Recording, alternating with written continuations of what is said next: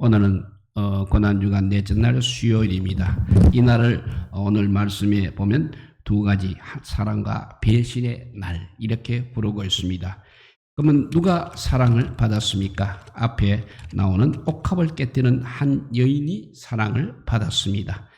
그 부분이 3절에서 9절까지 나와 있습니다. 그리고 그 다음에 10절에서 11절은 누가 배신했느냐 하는 것입니다. 그것은 바로 가룟 유다의 배신이 있었던 것입니다.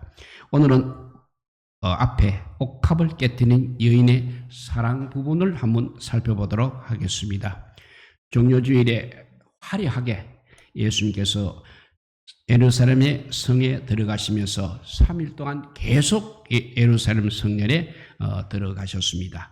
첫날에는 입성하시고 성전을 그냥 둘러보셨습니다. 그러나 둘째 날 월요일 날에는 성전에 들어가셔서 성전 청소를 하셨습니다.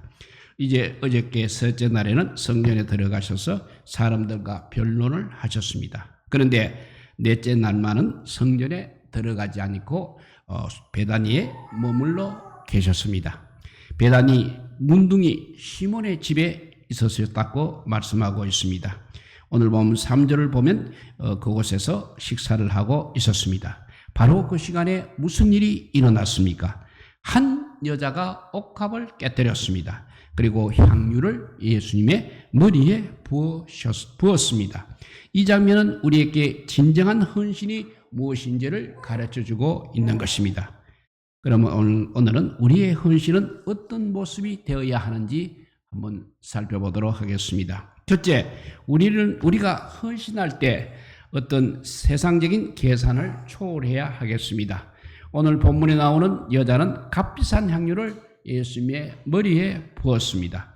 그때 그 여자에게 인간적인 계산이라든지 세상적인 계산이 하나도 없었다는 것을 볼 수 있습니다. 왜냐하면 예수님께서는 어떤 것보다 그런 것을 소중한 줄 알고 있었기 때문입니다.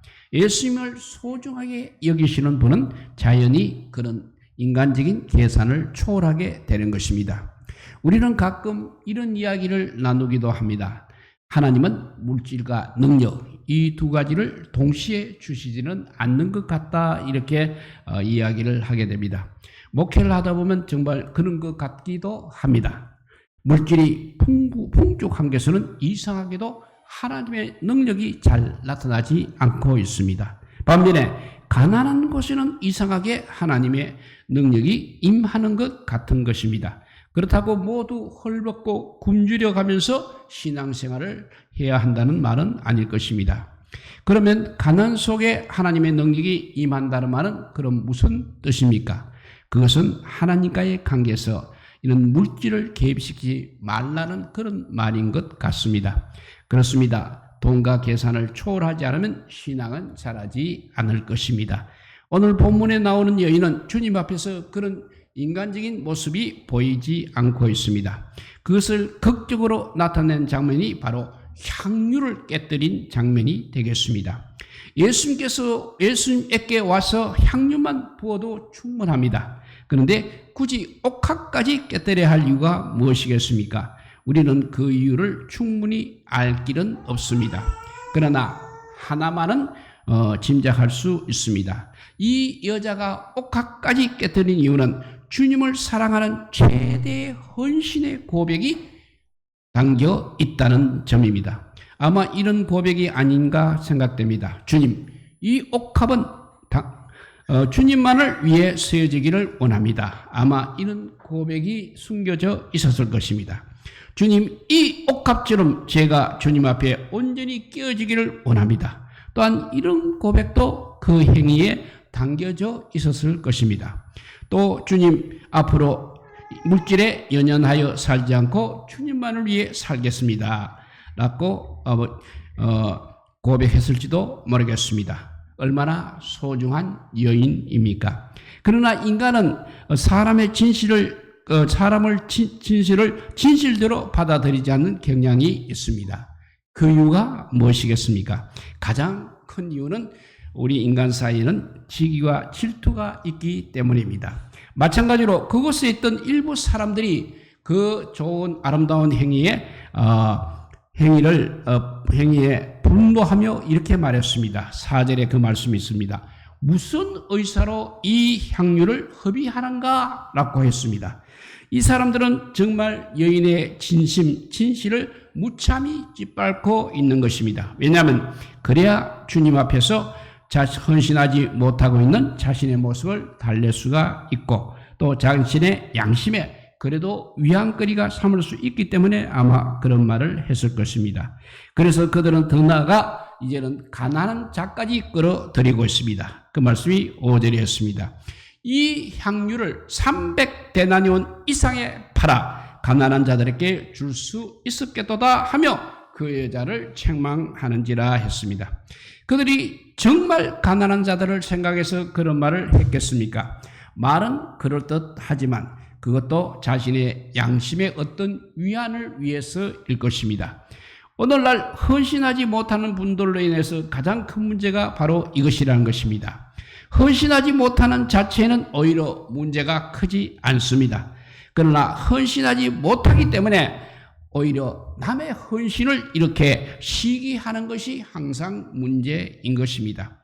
그래서 양심의 위안을 위해서 끊임없이 비판거리를 이렇게 내세우는 것이 문제라는 것입니다. 헌신이라는 것은 바로 하나님의 감동을 주시면 하는 것이 바로 헌신인 것입니다. 목회자는 헌신하지 못하는 성도들을 도리어 포근하게 감사할 필요가 있는 것입니다. 그리고 성도들도 헌신하지 못하는 것에 대해서 지나치게 죄책감까지 가질 필요는 없는 것입니다. 성도들은 남이 헌신하지 못하는 것에 대해 무슨 소리를 들을까봐 미리 비판거리를 내세워 자신을 방어할 필요가 없다는 말입니다. 헌신은 가장 적합한 때 하나님께서 감동 주시는 대로 자연스럽게 하면 되는 것입니다. 그리고 목회자도 억지로 헌신을 강요하여서 부작용을 만들 필요까지는 없다고 생각이 됩니다.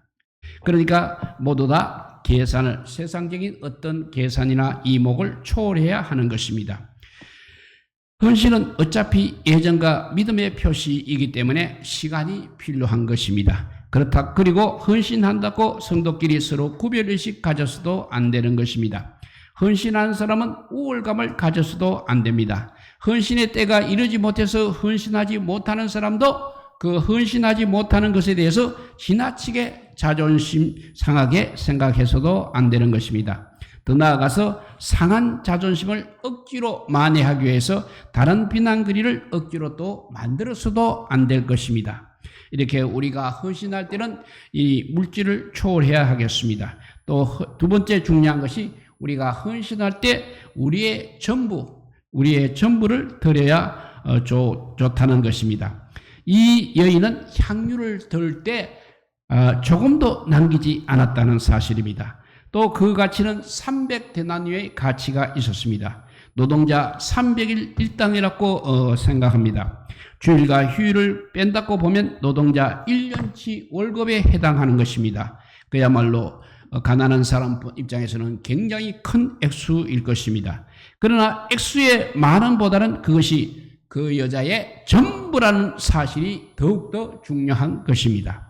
이와 같이 우리는 우리의 전부를 하나님 앞에 돌려드려야 마땅할 것입니다.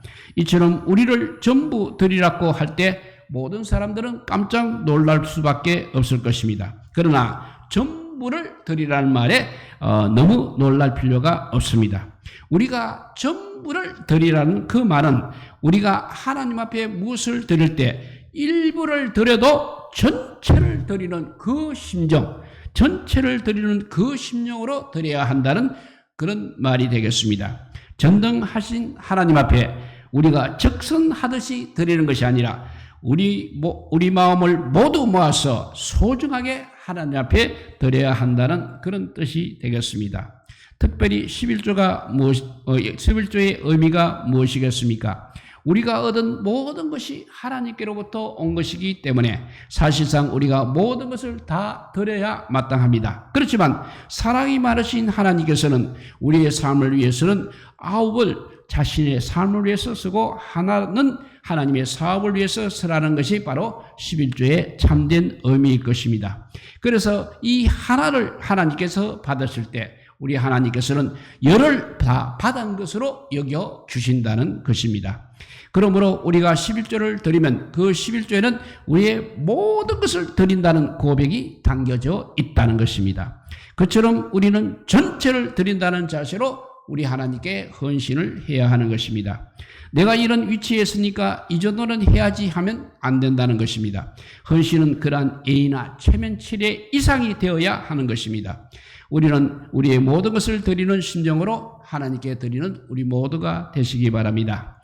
이렇게 우리가 헌신할 때 물질을 초월해야 되고 우리 전부를 드려야 한다고 했습니다. 세 번째는 헌신할 때 미루지 말아야 한다는 것입니다. 이 장면 바로 이어서 곧 주님은 십자가를 지시게 되십니다. 어떻게 보면 이 땅에 계실 때 주님을 위한 마지막 헌신의 기회였던 것입니다. 그러나 그때가 마지막인 줄은 그 장면에 있었던 그 누구도 알지 못했습니다. 그래서 오직 이 여인만이 주님의 삶의 마지막에 최선의 헌신을 할 수 있었던 것입니다.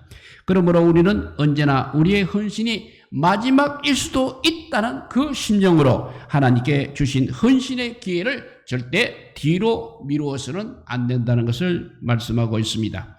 신앙생활을 하다 보면 성령께서 어느 때 우리에게 헌신의 부담을 주실 때가 있을 것입니다.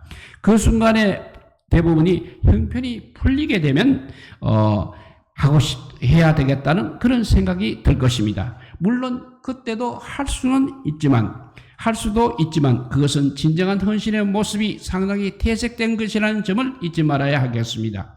진정하고 아름답고 소중히 기억될 헌신이 바로 소중한 헌신에 해당되는 것입니다.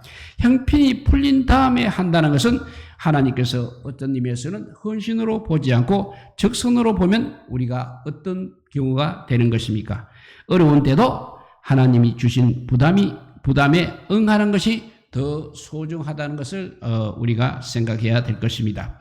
요한복음 19장 39절을 보면 니고데모가 주님 돌아가신 후에 몰약과 침량 섞은 100근을 가지고 오는 것을 봅니다. 물론 그렇게 돌아가신 후에 안 하는 것보다는 낫지만 돌아가신 다음에 가져오는 것보다는 이 여인의 모습이 오히려 더 소중하고 좋아 보인다는 사실입니다. 그러니까 우리가 헌신의 기회를 절대 잘 표착하는 것, 그것이 바로 우리 하나님의 은혜라는 것입니다. 그러므로 항상 성령의 감동에 따라 헌신하며 살기를 힘쓰기 바랍니다. 어차피 우리가 이 땅에서 붙들 수 있는 것은 아무것도 없는 것입니다. 그러므로 그것을 가지고 어떻게 사용하느냐, 주님께서 주신 것을 가지고 우리가 어떻게 사용하느냐가 항상 중요한 것입니다. 사랑하는 성도 여러분, 주님을 위해서 물질을 잘 쓸 수 있는 지혜를 구하시고 또 헌신, 최선의 헌신을 보여주시는 성도 여러분들이 다 되시기를 주님의 이름으로 축복드립니다. 기도하겠습니다. 사랑의 하나님 감사합니다. 오늘도 아버지요, 우리가 시간과 아버지요, 몸을 아버지요, 주님 앞에 드렸습니다. 온몸 바쳐서 또 온 시간 바쳐서 주님 앞에 예배하는 이 시간 주님 기뻐 받아 주시옵소서. 모두들 여러 가지로 바빠서 또 시간이 없어서 오지 못하는 우리 성도들, 이제 아버지요, 주님 오실 날이 가까워졌는데 이 헌신의 기회를 잃어버려서 여러 가지로 곤란한 일 당하지 않도록 아버지요, 다시 한번 일깨워 주시기를 주여 간절히 비오며, 이 여인의 한 옥합을 깨뜨린 이 사건을 보고 우리가 아버지요, 정말 하나님 앞에 최선을 다해서 헌신할 아버지요, 주님의 아버지요, 성도들이 다 되게 하여 주시옵소서. 정말 시간도 바치고 물질도 바치고 내 몸도 바칠 수 있는 아버지요, 그러한 헌신의 사람들이 되어서 하나님께 영광 올릴 때마다 하나님의 상급이 사라지게 하여 주시기를 주여 간절히 비오며, 이 시간 올라와서 우리가 기도하고자 하니 이 기도 위에도 성령 하나님께서 풍성한 은혜가 내려지기를 간절히 빌고 원하오며 우리 구주 예수 그리스도 이름으로 기도드리옵나이다. 아멘. 예, 우리 찬송가 50장입니다.